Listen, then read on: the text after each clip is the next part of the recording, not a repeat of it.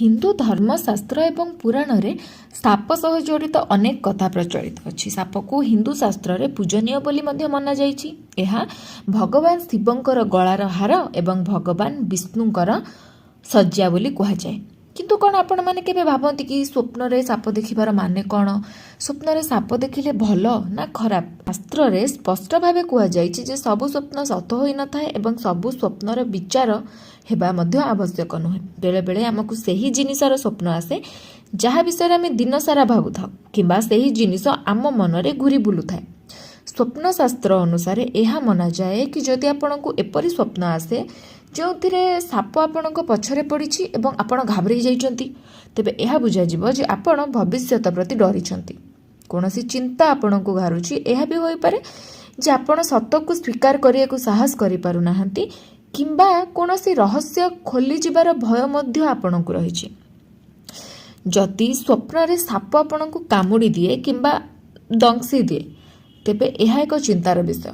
स्वप्न रे साप कामुड़ीबार अर्थ हेउछि आपणक उपरे कोनोसी विपद आसीबाकू जाउछि किंबा गंभीर रोग हेबार मध्य आशंका करा जाइछि।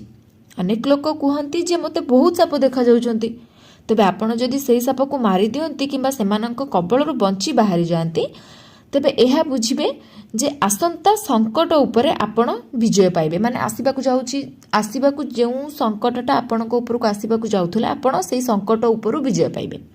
स्वप्न रे जदि आपण कोनोसी मंदिर रे साप देखंती किंबा शिवलिंग रे साप गुड़ेई होइथिबार देखंती तेबे यहाकू अत्यंत शुभ संकेत बोली मना जाए। मंदिर रे साप देखिबा एही कथार संकेत जे भगवान शिवंक आशीर्वाद आपणक सह अछि एवं जेउ काम को पूरा करिबा पई आपण दीर्घ समय अपेक्षा करथिले सेथिरे आपण शीघ्र सफलता पाइबे।